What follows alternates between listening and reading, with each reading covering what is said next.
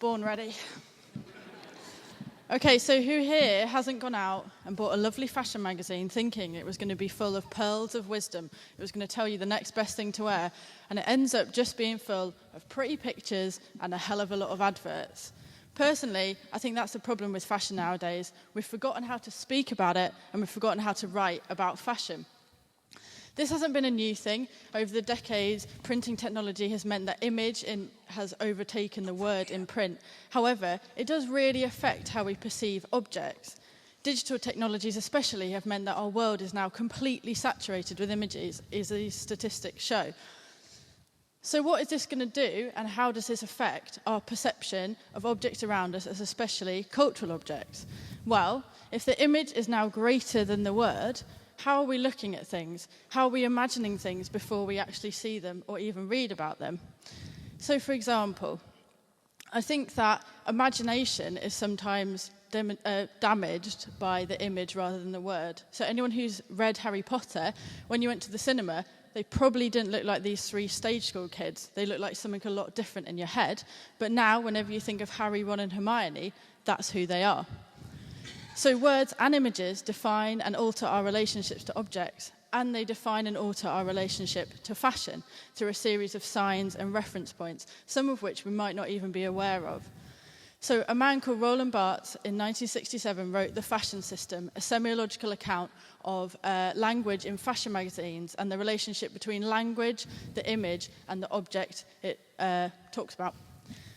One of the most important things he said, I think, is what language adds to the image is knowledge.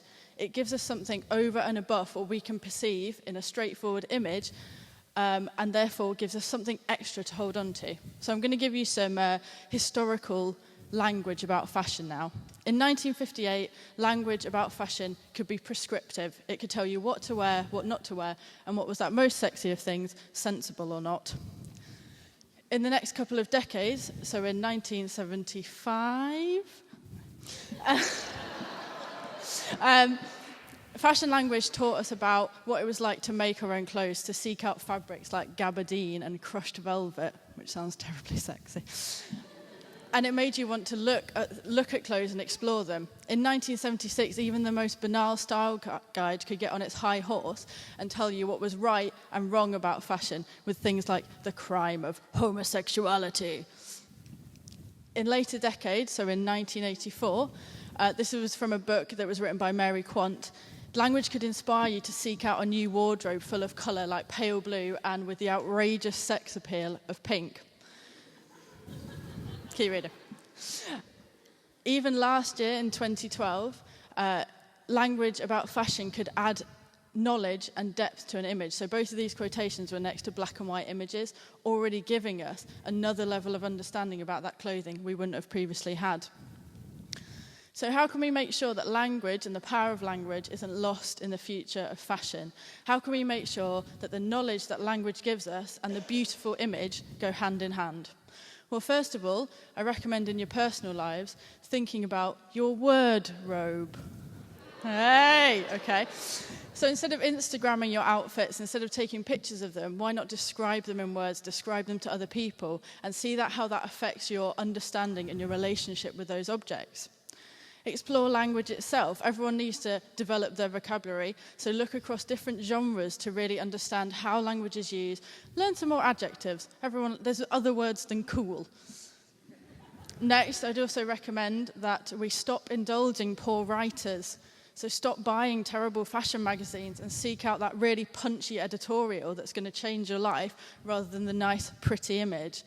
And those poor writers also include shit fashion blogs.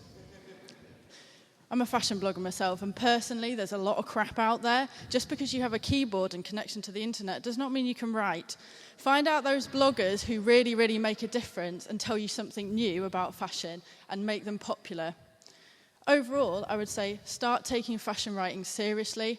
People who write about fashion are not airheads, they're not ditzes. They're people who are engaged, intelligent, and passionate about something that is incredibly culturally important. Oscar Wilde said, "You can never be overdressed or overeducated." It's my personal belief that if we inject language back into the world of fashion, we'll always be completely and utterly both.